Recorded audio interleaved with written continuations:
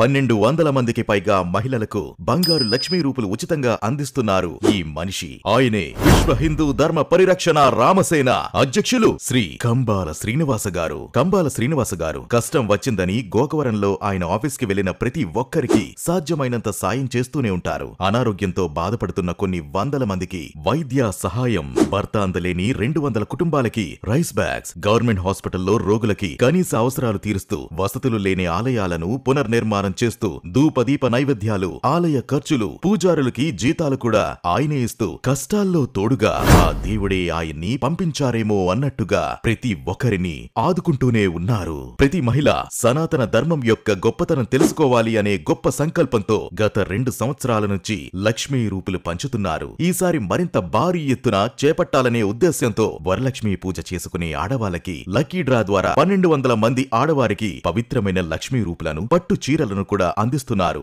ఈ లక్కీ డ్రాలో మీరు కూడా పాల్గొనాలి అనుకుంటే ఆయన ఇన్స్టా అండ్ ఫేస్బుక్ పేజెస్ ని ఫాలో చేసి మరి ఇంకెందుకు ఆలస్యం, వరలక్ష్మి వ్రతం చేసుకునే ఆడవాళ్ళందరికీ ఈ రీల్ ని వెంటనే షేర్ చేయండి.